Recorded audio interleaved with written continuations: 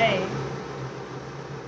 आज मैंने रसाज पुडिंग बनाई है और यकीन मानिए बहुत ही टेस्टी पुडिंग है और मेरे घर वालों को बहुत पसंद आई और बहुत ही सरल तरीके से बन जाती है और ये एक यूनिक रेसिपी है।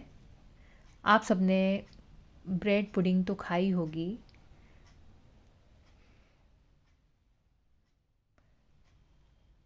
तो ये देखिए, इसके लिए पहले हम रबड़ी बना लेंगे। तो यहाँ पे फुल क्रीम मिल्क लिया है, तो 2 कप हमने डाल दिया है। तो अभी तो थोड़ा सा एक 2 कप से थोड़ा सा कम था, तो फिर थोड़ा सा दूध और मिलाया। तो यहाँ पे हमने 2 कप दूध मिला दिया है, फुल क्रीम मिल्क।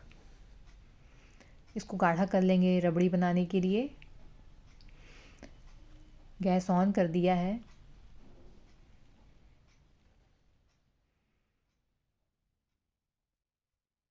और बीच बीच में हिलाते रहें।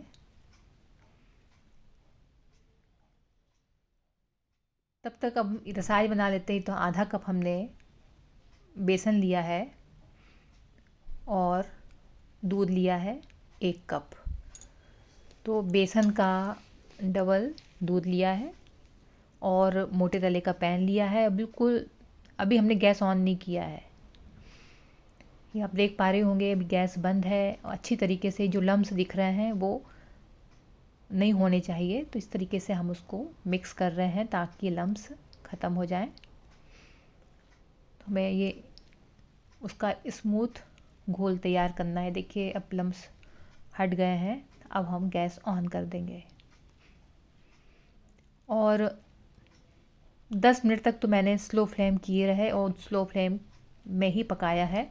यदि आपने हाई फ्लेम पे कर दिया तो एकदम से गाढ़ा हो जाएगा और टेस्ट में कच्चा रहेगा। तो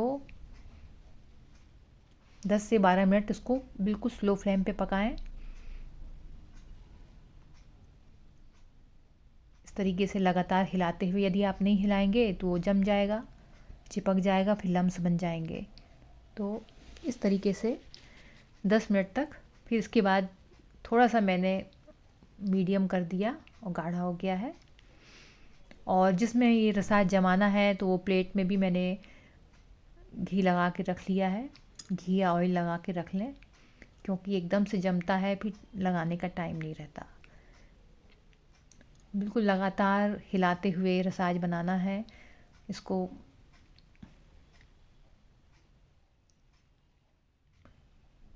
क्योंकि अब गाढ़ा हो गया है तो फिर चिपकने लगेगा। इस थाली में मैंने लगा दिया है, ग्रीजिंग कर दी है।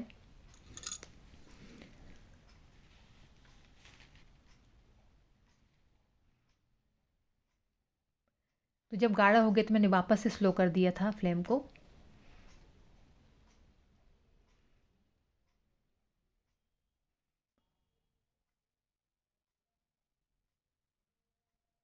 बिल्कुल जब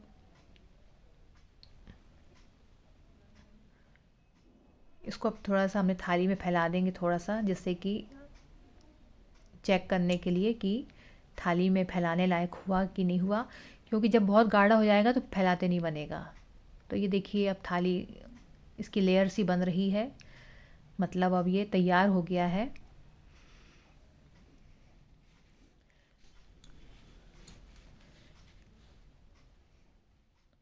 तो थोड़ा सा मैं कुछ सेकंड और पका लिया है। ये देखिए इस तरीके से अब छोड़ने लग गया है पैन। तो बस अब गैस मैंने बंद कर दिया है, क्योंकि इससे ज़्यादा गाढ़ा करने की ज़रूरत बिल्कुल नहीं है, नहीं तो फिर फैलेगा नहीं। अब इसको तुरंत फैला देंगे थाली में। तो उल्टा करके थाली में फैला, और हो सके तो किसी और की भी हेल्प ले लें, क्योंकि बहुत एकदम से ठंडा हो जाता है फिर फैलता भी नहीं है। तो, तो मतलब आप डालते जाएं, दूसरा फैलाता रहे, तो उससे अच्छे से फैल जाता है। क्योंकि जैसे ही तुरंत ठंडा होता है फिर वो फैलने में मुश्किल जाती है। तो मैंने एक कटोरी ले ली, उसमें थोड़ा सा हमने घी लगा दिया। उस पर घी ऑयल लगा लें और इस तरीके से फैला लें, तो इससे जल्दी से फैल जाता है। तो ठंडा हो गया था कटोरी निकालते निकालते ही। अब उसको ठंडा होके काटने देंगे। अब हमने जो रबड़ी बना रहे थे तो इसी कढ़ाई में हम डाल देंगे, ताकि जो बेसन चिपका हुआ है तो उससे रबड़ी और अच्छी बन जाएगी।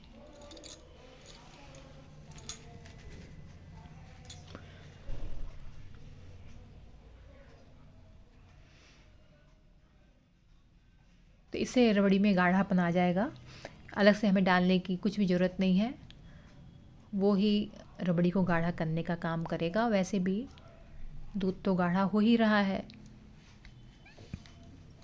इसको लो टू मीडियम फ्लेम पे हिलाते हुए हमने इसको पका लिया है। चारों तरफ से जितना जमा हुआ है मलाई जमी तो उसको खुरच के मिला दें रबड़ी में। और शक्कर हमने यहाँ पे 2 कप डाला, 2 चम्मच डाली है, 2 छोटा चम्मच।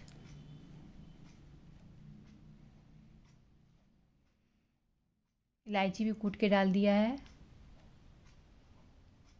अब देखिए रबड़ी काफ़ी हद तक गाढ़ी हो गई है। बस शक्कर को और मेल्ट होने तक पकाना है कि शक्कर जो हमने डाला है अच्छे से घुल जाए। अब हमने बंद कर दिया क्योंकि ठंडी होगी तो और गाढ़ी हो जाएगी। अब हमें रसाज को फ्राई करना है, तो आप घी ले लें या तो ऑयल या घी मिक्स करके ले लें। ऑयल ऐसा लें जिसमें कोई उसका कोई रिफाइंड ऑयल ले सकते हैं।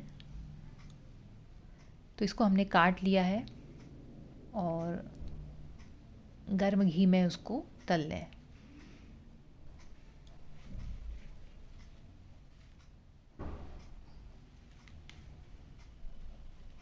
ये साइज इतनी बहुत पतला भी नहीं होना चाहिए और बहुत मोटा भी ना रखें, इतनी ही साइज परफेक्ट है।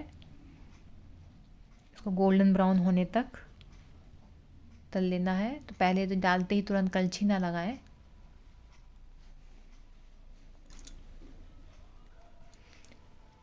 Flame medium to high flame पे फ्राई कर लेना है।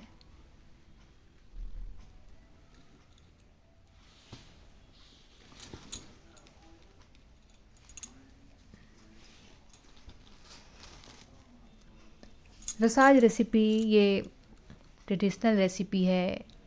इसकी सब्जी बनती है, कढ़ी बनती है और इसकी पुडिंग बना के भी आप लोग देखिएगा, अपना फीडबैक दीजिएगा। बहुत ही टेस्टी बनी थी। ब्रेड पुडिंग बनती है, ब्रेड डेज़र्ट बनता है, टोस्ट से बनता है, पर वो टोस्ट और ब्रेड तो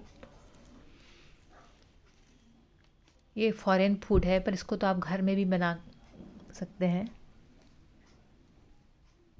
तो इसको देखिए हमने निकाल लिया है। अब जो बचा है उसको भी हम तल लेंगे। ये हमने शुगर सिरप लिया है गुलाब जामुन का।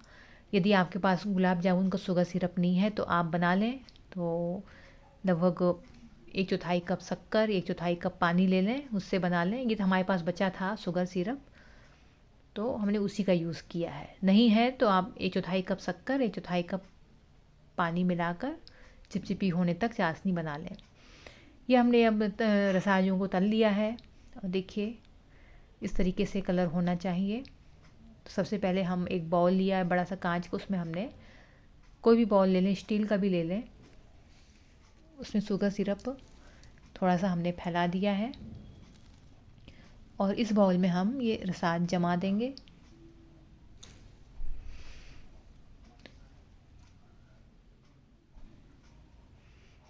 और जो छोटे छोटे किनारे थे कुमले, उस किनारे जमा दिए हैं और फिर ऊपर से हमने वापस से डाल दिया है शुगर सिरप।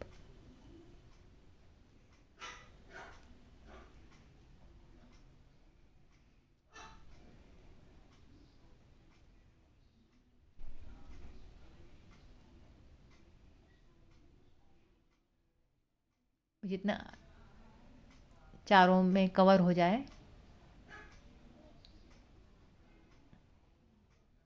उतना डालना है। अब इसके बाद ये जो हमने रबड़ी बना के रखी है तो रबड़ी से कवर कर देंगे पूरी रसाजों को।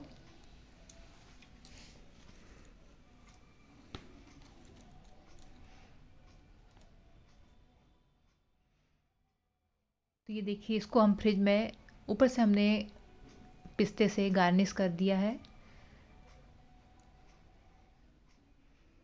तो बारीक बारीक कतरन पिस्ते की डाल दें और फ्रिज में हमने कम से कम 2 घंटे के लिए ठंडा होने को रख दिया।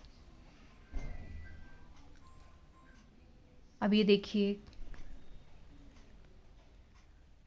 बहुत ही सॉफ्ट और बहुत ही टेस्टी ये पुडिंग तैयार हुई थी। आप लोग भी बना के अपना फीडबैक